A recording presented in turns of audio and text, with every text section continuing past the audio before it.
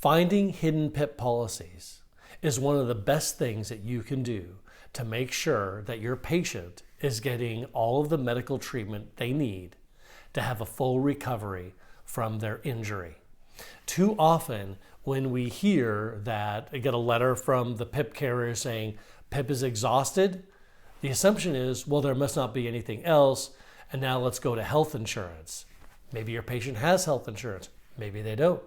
Maybe their health insurance doesn't cover certain type of providers, or it covers such a limited number of visits that it doesn't really accomplish the goal that health insurance is designed to do, right?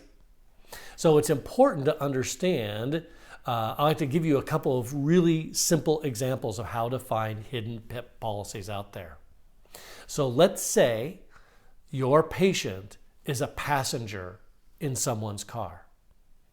The primary PIP is going to be the insurance policy that covers the car they were in.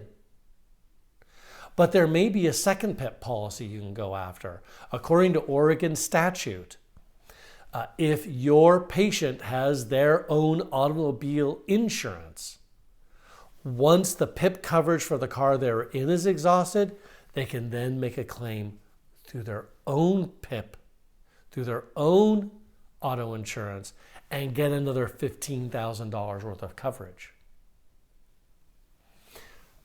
What if then that PIP policy is exhausted? So you've gone through the insurance of the car they were in. Now you've gone through the insurance of their own auto insurance policy.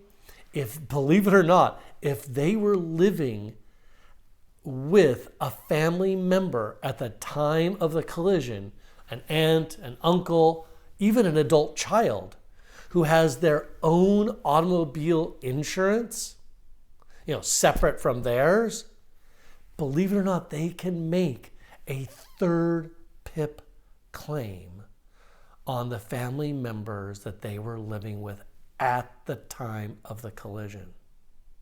So don't think that there's no other insurance out there.